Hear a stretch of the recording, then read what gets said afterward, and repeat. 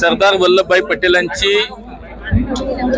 150वी जयंतीचं वर्ष आहे आणि त्या निमित्तानं देशभरामध्ये अनेक वेगवेगळे कार्यक्रम होत आहेत। माननीय मोदीजींनी हा दिवस राष्ट्रीय एकता दिवस म्हणून अगोदरच जाहीर केला आणि या निमित्तानं देशभरामध्ये अनेक कार्यक्रम होत असताना राष्ट्रीय एकता दौडची सुद्धा संकल्पना पुढे आली आणि माननीय मोदीजींनी सांगितल्यानंतर संपूर्ण देशभरामध्ये क्रीडा क्षेत्राशी संबंधित सुद्धा अनेक कार्यक्रम व्हायला लागले।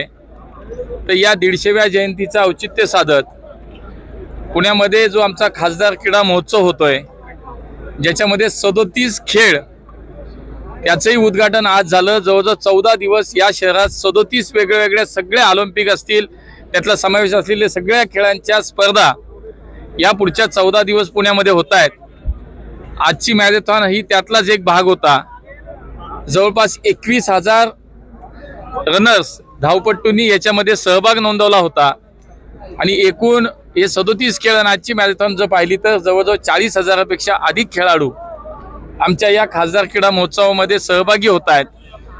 माननीय मोदीजी जेव्हा म्हणतात की 140 कोटी जनतेच्या साक्षीनं आपण सगळ्यांनी विकसित भारताचा संकल्प केलाय, त्यासोबतच यालाच अनुसरून फिट इंडिया ही संकल्पनाही पुढे आली। केवळ विकासाच्या दृष्टीनं आपण पुढे जाणार नाही, तर हा देश तंदुरुस्त झाला पाहिजे, हा देश फिट झाला पाहिजे, इथला युवा सक्षम झाला पाहिजे, तो शक्तिशाली झाला पाहिजे आणि म्हणून फिट इंडिया मूवमेंट सुरू झाली आणि त्यातूनच खासदार क्रीडा महोत्सवाचा सुद्धा जन्म झाला। देशामध्ये अनेक ठिकाणी असे महोत्सव होत आहेत।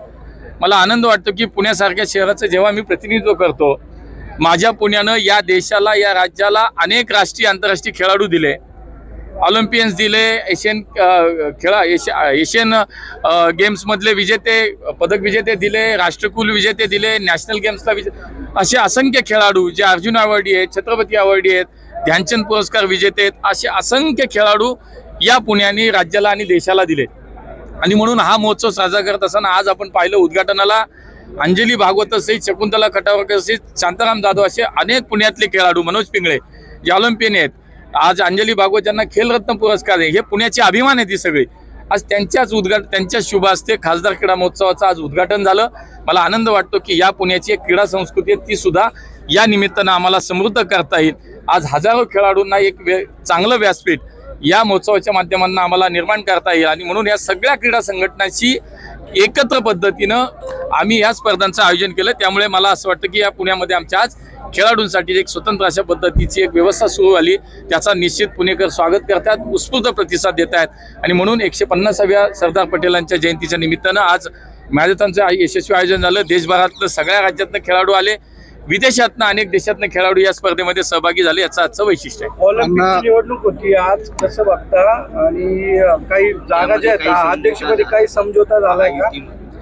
नाही, याच्यामध्ये आज संध्याकाळी हे सगळं स्पष्ट होईल, पण एक नक्की आहे की याच्यामध्ये कुठल्याही राजकीय पद्धतीनं ऑलिम्पिक असोसिएशनच्या निवडणुकीकडे पाहू नये। अजितदादा असतील, मी असेल, बाकी आमचे सगळे त्याच्यामध्ये असलेले क्रीडा संघटनेचे प्रतिनिधी असतील, माननीय देवेंद्रजींनी याच्यामध्ये पुढाकार घेतला आणि याच्यामध्ये अजितदादा आम्ही सगळ्यांनी बसून काल हा निर्णय केला की ही निवडणूक ही बिनविरोध करायची आहे, कुठलीही निवडणूक होणार नाही। संध्याकाळी 4 वाजताच मुंबईमध्ये जनरल बॉडी होईल आणि त्याच्यामध्ये अधिकृत या विषयाची घोषणा होईल। आता कोण काय पद काय ह्याला संध्याकाळपर्यंत वाट पाहावी लागेल, पण तुम्हाला ते संध्याकाळी सगळं स्पष्ट होईल।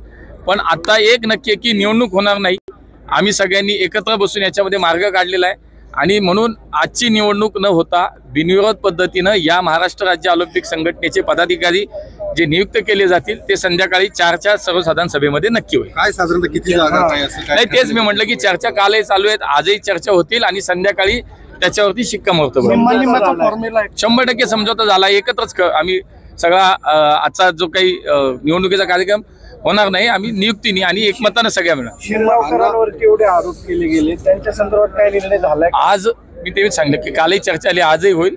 आता निवडणूक होणार नाही, एकमतानं या महाराष्ट्र राज्य ऑलिम्पिक संघटनेची कार्यकारिणी होईल, पदाधिकारी जाहीर होतील। धन्यवाद। काही खेळाडू म्हणाले तुम्ही ऑलिम्पिकवर जाणार आहे, काय या तोच विषय. नंतर जाणार आहे का? नाही, हाच विषय आहे. अध्यक्ष कधी होणार आहेत अण्णा?